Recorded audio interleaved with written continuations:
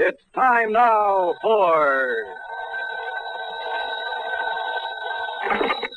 Johnny Dollar. Hi. Well, hiya, George. I've been wondering when you were going to come up with another wild one for me. That is not the case this time, John. John? Tell me, how is your, have you had a security clearance lately? Well, sure, in connection with that rocket fuel case I handled. Good. But, now, what's this all about? Well, I can hardly discuss it with you over the phone. Oh, top secret, huh? Top secret, and of tremendous importance. Okay, George. I'll run over and see you.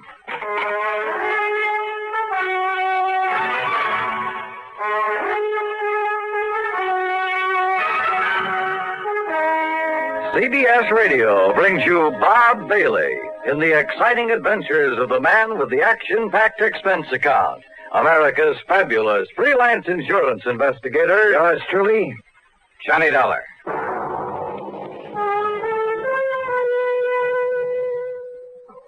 And now, Act One of yours truly, Johnny Dollar.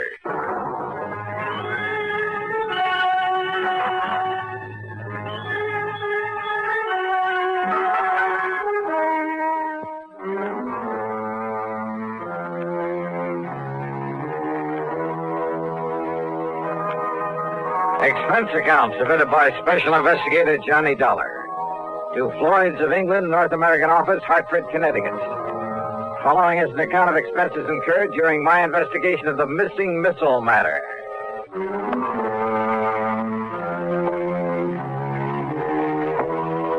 When George Reed starts calling me John, well, it must be pretty important. So expense account item one, $1.25 for a taxi over to the square on the office of Floyd's of England. We'll use this rather isolated office in the back so as not to be disturbed. Yeah, okay. Or overheard. Now, if I seem to be somewhat vague about this whole thing, I assure you it's only because of my own rather limited knowledge of... Well, sit down, Joe. Oh, yeah. Well, you can hardly expect me to investigate something unless I know what it's all about. Well, John, out on the West Coast... Oh, come off this John stuff, will you? I'm sorry, Johnny. But now listen. Yeah, shoot. Out near Los Angeles, in North Hollywood to be exact, is a small plant that operates as the Smithwick Paint Remover Company. Oh, what's so all-fired mysterious about that? Not one drop of anything even faintly resembling paint remover has ever been put out by them. Huh? Actually, that name is only a blind, a cover-up. Yeah? For what? An outfit that might better be called the Smithwick Missile Development Company. Government stuff, huh? Johnny, they have no official connection with our government whatsoever. But unofficially? That's the sort of question we never ask. So far as anyone knows, our government simply doesn't recognize them, gives them no support, financial or otherwise. So far as anyone knows. Which means they receive no protection from Uncle Sam either. So Floyd's of England writes the insurance? Precisely. Under orders from our top brass. Well, what's happened out there? What's the trouble? Johnny, it appears from what Smithwick told me on the phone that one of their missiles is missing. Oh, well then. What? Yes. Oh, now look, George, I heard of a guy who mislaid a bass drum once and somebody who had an elephant stolen. Johnny. Oh, one of those missiles? Oh, wait. Hey, maybe he was talking about one that got lost in outer space. But then why send for me? They have nothing whatsoever to do with the firing of those things. But don't you... A small plant out there, did you say? Yes. Oh, then it simply doesn't make sense. Now, George, Johnny, all I know is what Dr. Smithwick told me over the phone. I agreed to have you go out there immediately. He'll be waiting for you there whenever you get there. Well? Okay, George, whatever you say.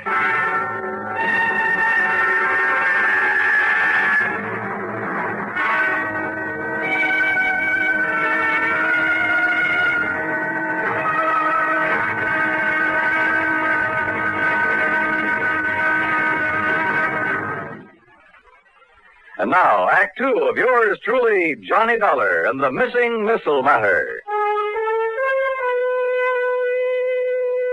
Expense account item 2, $8 for a plane to New York. Item 3, $176.25 for a 707 to Los Angeles. I arrived about 6 p.m. Pacific time. Item 4, $50 deposit on a rental car, and I drove to North Hollywood, to the so-called Smithwick Paint Remover Company.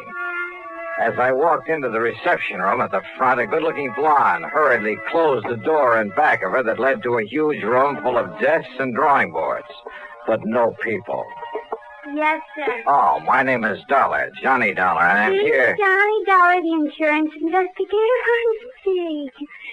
My name's Gloria, Johnny. Gloria Snowden. Miss Snowden? Will you just call me Gloria, huh? Why not?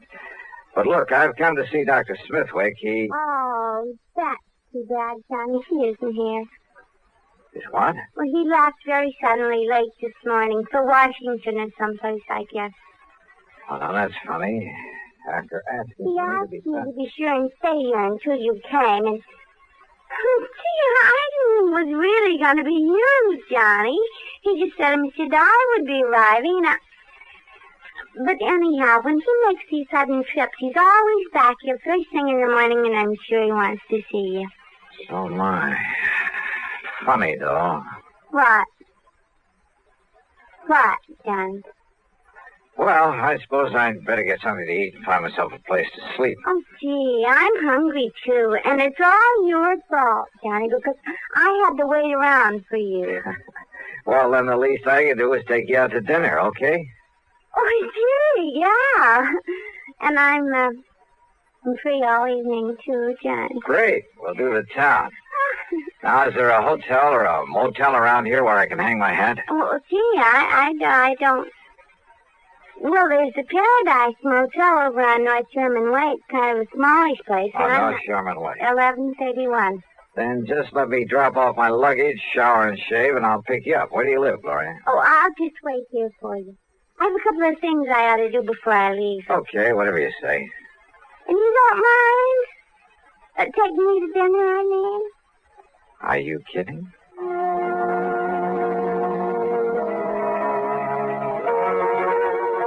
Funny, all this big emergency, all this hurry. The man who'd sent for me was off somewhere else. I should have asked for directions because it was over half an hour before I finally found the Paradise Motel. It was hardly the place I would have picked, but oh well.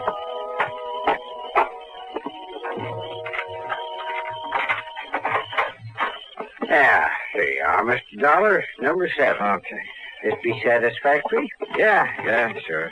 Because if it ain't, I got other vacancies. No, this'll be all right. Anything you want, I'll be in the office. Well, I could sure use a few ice cubes. Oh, brought your own jug, huh? Have them for you in the jiffy. Good. Now let's see. Shirts will go in here, I guess. Huh? That's about the fastest service I ever heard of. Mister, you certainly don't waste any... Hello? Somebody out here looking for... Oh!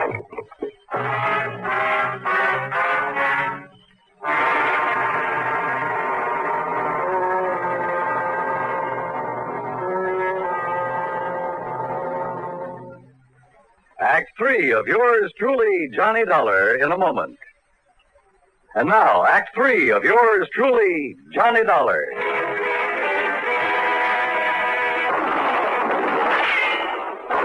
Oh! Mr. Dollar, what was that noise? You been hurt? Then that was shots I heard. Mr. Dollar, whoever fired him was a pretty lousy shot, thank heaven. Oh, then you're okay? You mean he missed you? Oh, how do you know that wasn't just a backfire you heard? Backfire? Yeah, from some passing car. Well, don't you tell me that is any backfire. Wait a minute. He, did you say? Well, yeah. Well, did you see him? Get a look at him. Oh, no, I was in back at the ice machine. So he could have gone into the office to look up my room number. I heard the noise and that car pulling away, and I just come running. Yeah, that car must have been waiting around the other side of this motel.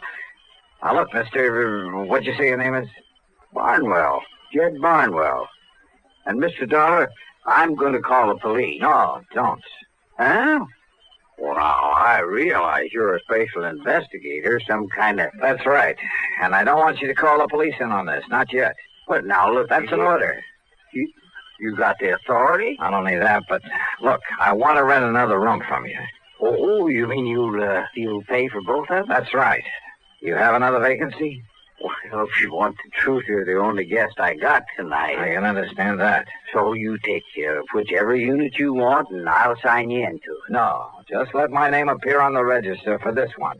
Then you toddle off to bed and forget about me. Well, Oh, and here. Here's a 5-spot for getting me the key to the one next door, number 8. oh, yes, sir. Yes, sir. Whatever you say, Mr. Dollar. And you still want them ice cubes? Brother, I sure do.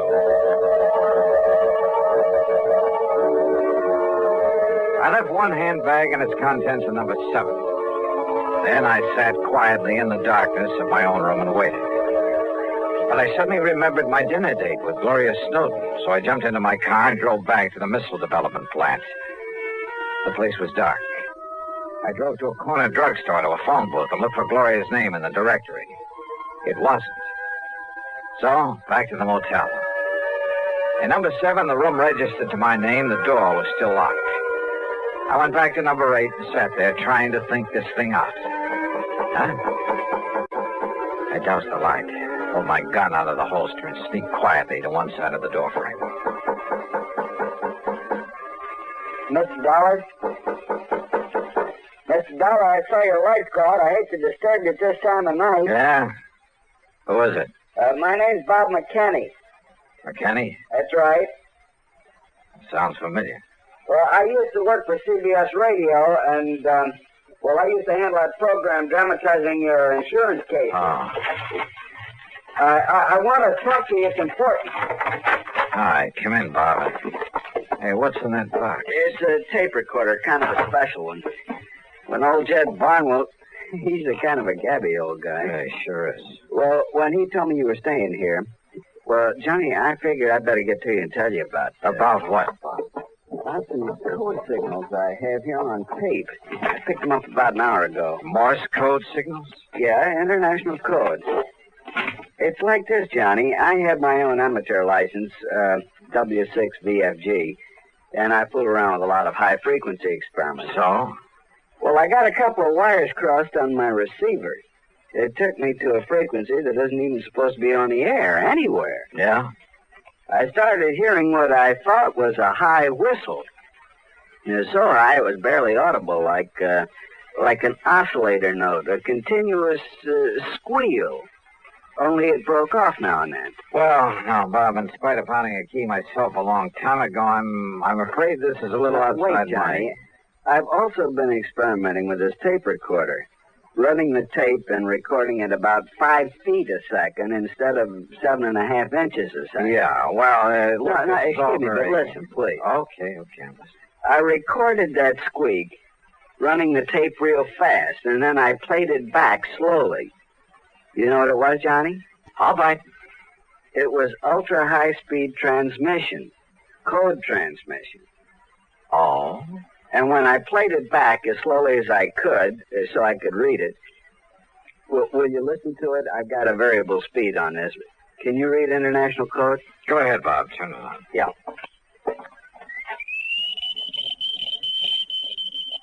Oh, can't you slow it down a bit? Maybe if I hold it back on the reel. Wait a minute. Listen to that. That's what I mean, Johnny. It's legitimate code, all right, only... Well, have you any idea what language that is? I certainly have. Well, what? Whatever that message is, well, it wasn't intended for anybody this side of the Iron Curtain. And did you understand just, well, maybe a couple of words? Yeah. Now, look, have you any way of telling where that signal comes from? Well, it was mighty powerful, like it was real nearby. Ultra-high-speed transmission. And on a frequency that nobody in the world's supposed to be using. Bob, if there was some way to spot that transmitter, if we could only... Kenny McManus. What? If I can rig that direction finder at Kenny's to my receiver, when it's rigged to catch a signal... Then do it. Get hold of McManus and his direction finder and trace down the source of that signal. Meantime, leave this tape recorder with me. I'm going to round me up an interpreter. Then you caught those two familiar words in that message. My name. That's right, they were. Johnny Dollar.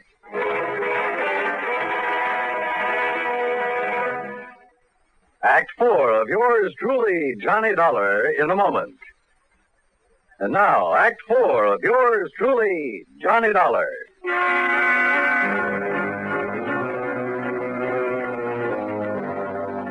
Two familiar words and that high-speed code message that Bob McKinney had intercepted. So high speed it sounded like a continuous squeal, until we played back the recording slowly and recognized it for what it really was. A secret message in that foreign language. Those two words were my own name, Johnny Dollar. My one good police contact there on the West Coast was Lieutenant Harry Golden of the Homicide Squad. Sure, it was out of his line, it was the middle of the night, but he rounded up Alan Orloff, an interpreter, sent him over to see me. It was nearly 8 a.m. by the time I transcribed the code message. And then when Orloff finished translating it. Mr. Dollar, do you see what this means? I certainly do, Orloff. But not only the threat against you, sir, because you had worked on this very case. I know.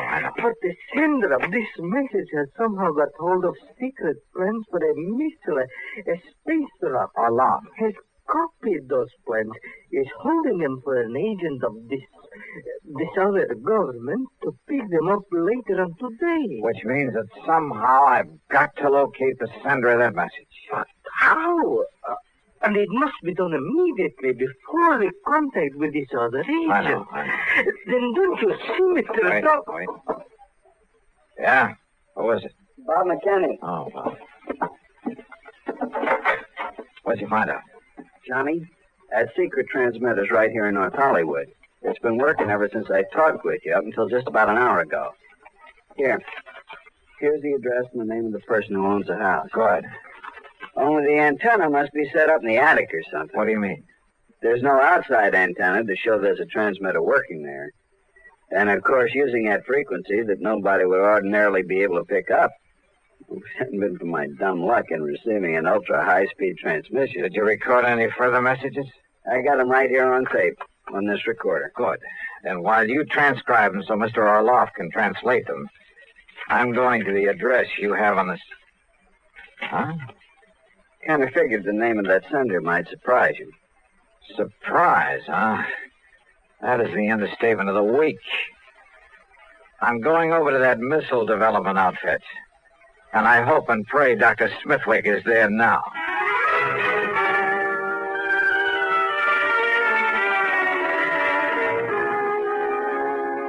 So perhaps I was wrong, Mr. Dollar. After all, I'm a scientist, not a file clerk.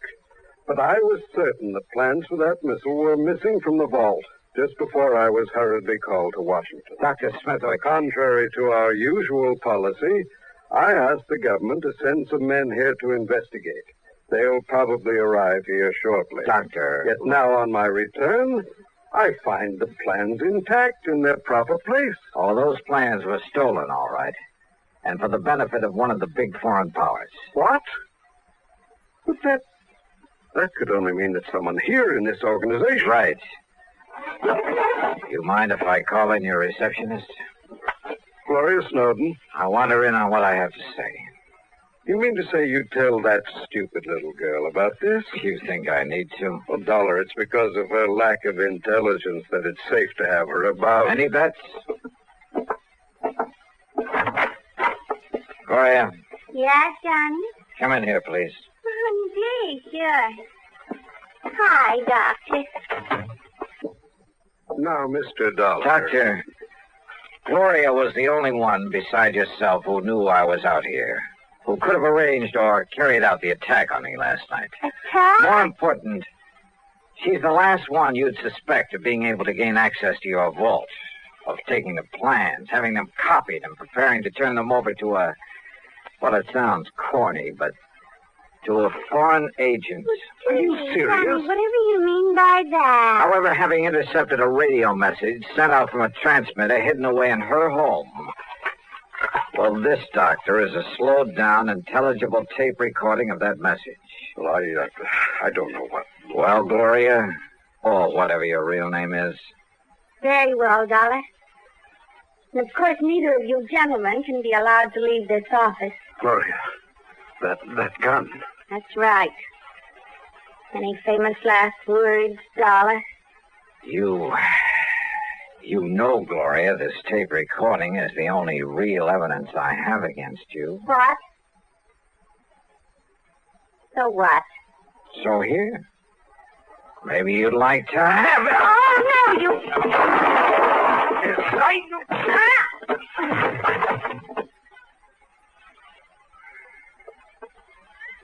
Mr. Dollar. Yeah, Doctor. And maybe those G-men you sent for will keep the date she made with her contact. The one supposed to pick up those plans from her.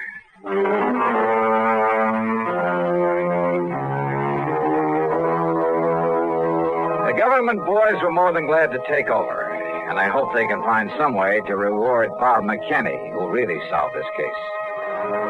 Expense account total, including the trip back to...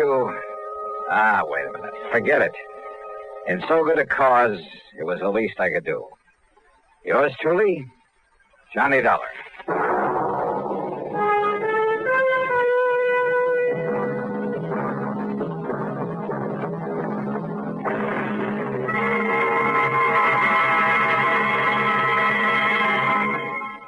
Our star will return in just a moment.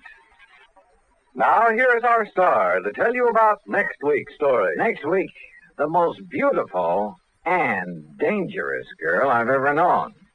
Join us, won't you? Yours truly, Johnny Dollar.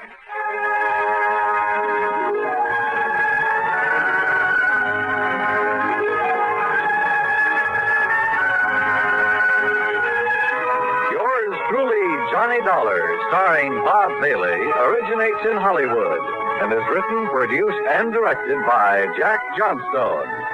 Heard in our cast were Virginia Gregg, G. Stanley Jones, Horace Lewis, Harry Bartell, Don Diamond, and Bartlett Robinson.